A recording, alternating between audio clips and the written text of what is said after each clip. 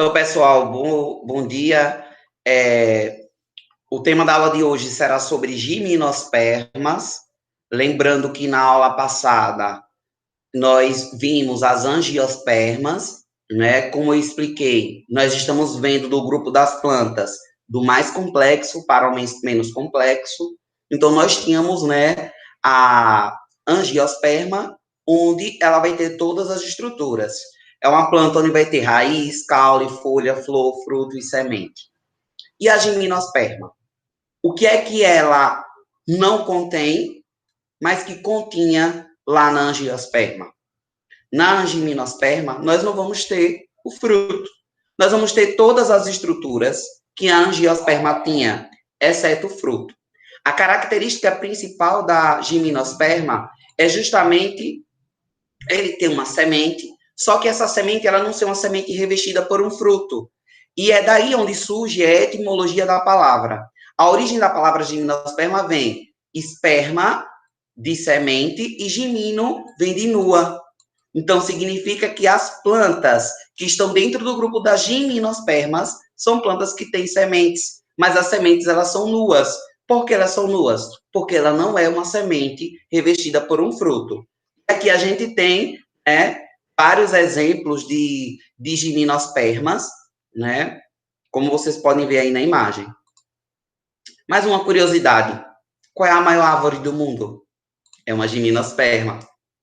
A sequoia gigante. Então, essa é uma gimnosperma, né, chamada de sequoia, e é considerada a maior árvore no mundo, né, pelo Guinness Book.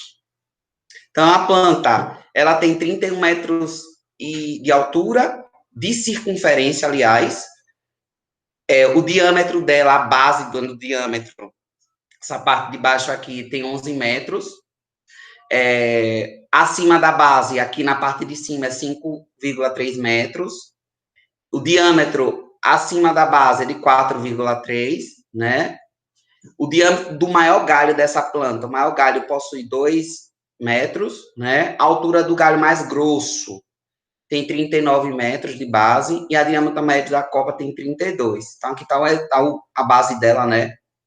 No Parque Nacional da Califórnia.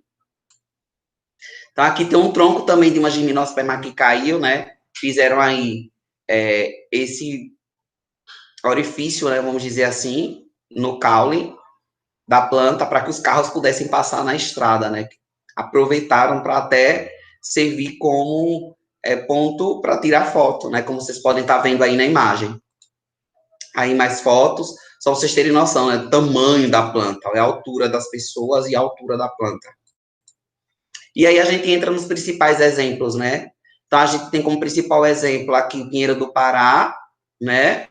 A gente tem como principal exemplo Pinheiro do Pará, que tem a pinha, né? Essa pinha, que é essa estrutura aqui, que até as pessoas utilizam, né, a pinha, que nada mais é do que a flor da gimnosperma, e que ela serve até para, depois de dessecada, né, serve até como material para decoração natalina, né?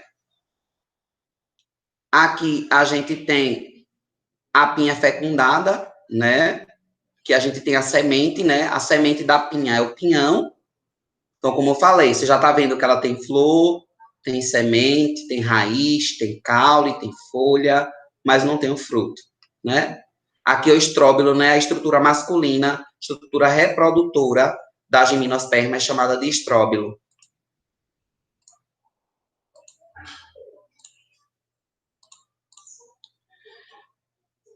Aqui está mostrando para vocês, né, os diferentes tipos de órgão reprodutor da planta, né? Tem essa aqui, ó, esse, o ginkgo, tem o do pinheiro, aqui é o estróbilo da cipreste, que é outro tipo de gimnosperma, aqui é o estróbilo da cica, né?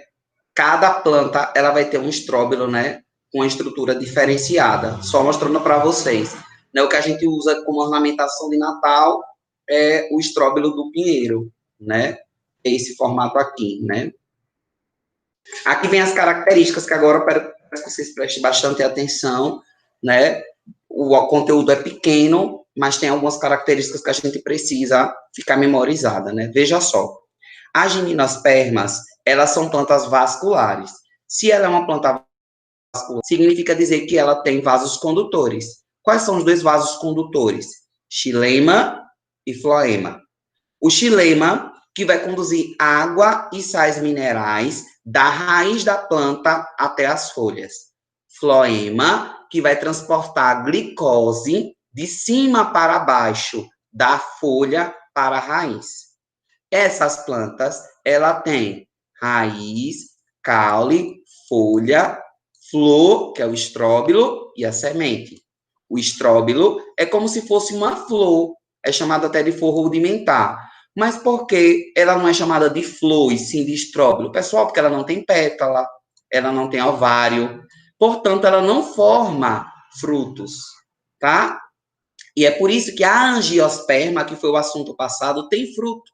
Porque a flor da angiosperma, quando ela é fecundada, ocorre o desenvolvimento do fruto, como a gente viu, né? E uma característica importante aqui que eu quero que vocês fiquem, tenham atenção, é com relação a que não tem pétala. Nós vimos que a pétala das angiospermas, elas servem para atrair polinizador. Mas aqui, o principal fator de reprodução dessas plantas não são os polinizadores, porque os polinizadores eles não vão ser atraídos pelas gimnospermas. Primeiro, porque elas não têm fruto, e segundo, porque elas não vão ter uma coloração que sirva como método atrativo para os polinizadores, já que elas não têm pétalas coloridas, né?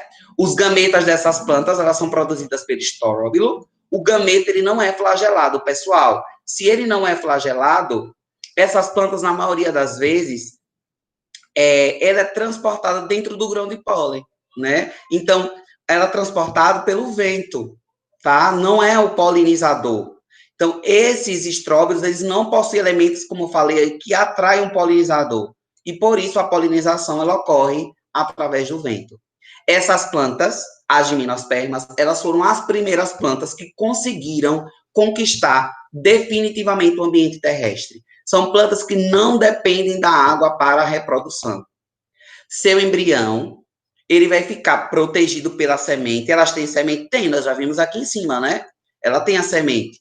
E essa semente, ela é uma estrutura, possui reservas nutritivas e uma proteção, né? Contra a desidratação.